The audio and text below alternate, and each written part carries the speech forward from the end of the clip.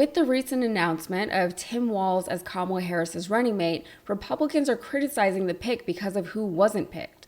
Josh Shapiro speaking at Kamala Harris's rally, and Tim Walz is about to join her pretty soon. But we're going to now talk about how Harris gets accused of caving to the rabid anti-Semites in her party by going with Walz over that guy, Shapiro.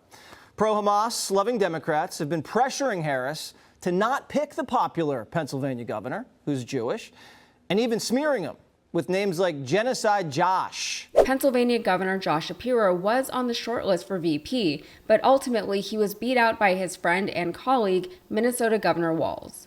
In the days since the announcement, Shapiro has expressed support for Walz and Harris, even stumping for them at a rally. Perhaps he is disappointed that it wasn't him, but that's the way it goes sometimes. He's a grown man, he can deal, and he seems fine. He's still a very popular governor in his state, and I'm sure he'll continue to have a very successful political career.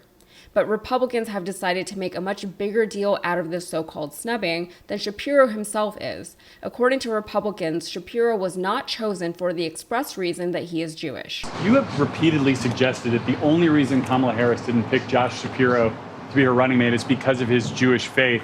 Do you have any evidence to support that assertion that a person who's married to a Jewish man is somehow anti-Semitic or bowing to anti-Semites? Well, I reject the premise of the question. I did not say that that was the only reason that Kamala Harris didn't choose Josh Shapiro. So you should, take a little less DNC talking points when you ask your questions and ask a real question. They've gone so far as to call Kamala Harris, who is married to a Jewish man, an anti-Semite because she chose Walz over Shapiro. And here I am thinking that they didn't like DEI hires. They're hard to keep up with sometimes. The Republicans keep choosing attacks that either make absolutely no sense or make themselves look bad.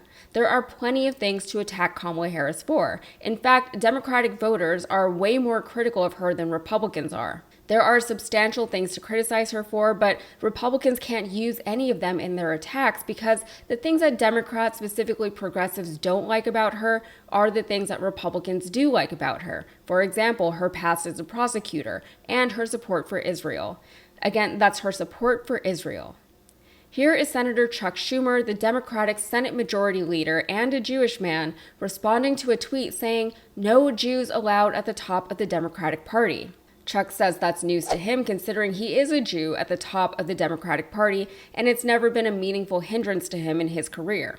Even X, which is rampant with misinformation these days, had a disclaimer under the original tweet, saying readers out of the context that the Senate Majority Leader, Secretaries of State, Treasury, Homeland Security, Attorney General, Director of National Intelligence, and the husband of the 2024 presidential nominee are all Jewish. By the way, this is a thing that conservatives, who actually do at times voice anti-Semitic opinions, usually have a problem with. They even acknowledge that most Jewish people in this country align with the Democrats. In Trump's recent press conference, he claimed that Harris has been very bad to Jewish people. The day before the press conference, he claimed that Shapiro would have been a stronger running mate, and the fact that Harris didn't choose him is a snub to Jewish people. I want to point out very quickly that Trump is not in any position to be advising anyone on how to choose a strong running mate. Anyway, the very next day after he made that comment, he said in a press conference that Shapiro is, quote, a terrible guy, and he's not very popular with anybody. Well, I don't know. I know Josh Shapiro. He's a terrible guy, and he's not very popular with anybody. I think that this election maybe is better than Josh Shapiro would have been. But I think other than Josh Shapiro, I think she had some good choices. But Josh Shapiro is not one of them. He's caused a lot of damage with a lot of people. And I don't think he would have been better. I think he would have been maybe the equivalent, maybe not as good. Some critics are saying that this was a missed opportunity for the U.S. to finally have a Jewish vice president. Is that a thing Republicans even wanted in the first place, though?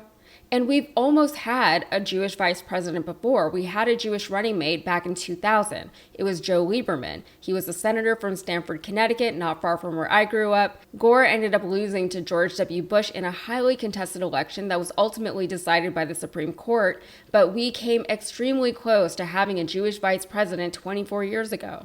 Anyway, this is also basic and dumb. Correlation is not causation. Shapiro happens to be Jewish, and he happened to also not get chosen for VP. VP. He didn't not get chosen for VP because he's Jewish. Those are two different things. That's a difference that a child can understand. But a child is different from a grown voting adult in that a child doesn't already hold strong political allegiances that can easily muddle or distort one's understanding of something. And we can pretend identity politics doesn't matter because one could argue that it shouldn't matter. But for whatever reason, it is a thing that we need to address and deal with because in such a melting pot of a country, there are still plenty of minority groups that are hoping for representation within their government. Representation doesn't always equate to positive recognition or advocacy. There are plenty of opportunistic politicians who abandon or work against their own people, but it often does.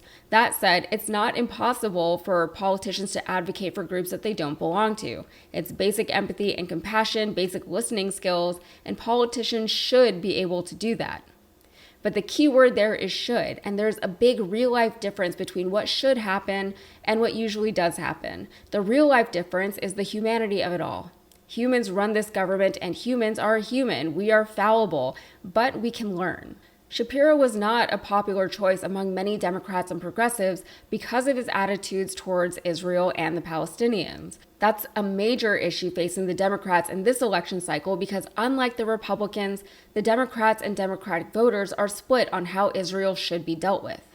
But Shapiro isn't even on the ticket. He's not even in Congress. So there's no real reason to continue discussing him in this capacity. Harris is at the top of her ticket, so her position on Israel and Palestine is the one that should be scrutinized. So far, her rhetoric on the issue has offered more compassion toward the Palestinians than we'd seen from President Biden, but that is an incredibly low bar. I'm not trying to give her credit for acknowledging that Palestinians are people. However, she has reiterated her view that Israel has a right to defend itself, which is certainly not encouraging. That said, progressives are frustrated, and trust me, I understand this because it feels like we're stuck having to constantly settle for political candidates who support and enable things that we feel are wholly unacceptable. Apart from voting third party, which is arguably a bad political strategy, we as voters are left with very few real options. When both parties are beholden to Israel and AIPAC, it feels like a helpless situation. But I will say that while Kamala's more recent vows of support for Israel have been heartbreaking, they weren't unexpected. She has to say those things. We knew she was going to say those things. She's running a presidential campaign.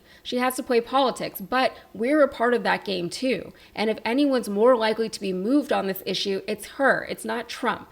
And it's our job as voters and as constituents to continue to demand more and better from our leaders, both before they take office and while they are serving. All right, that's it for me. If you got anything out of this, please like the video and subscribe for more. Thanks.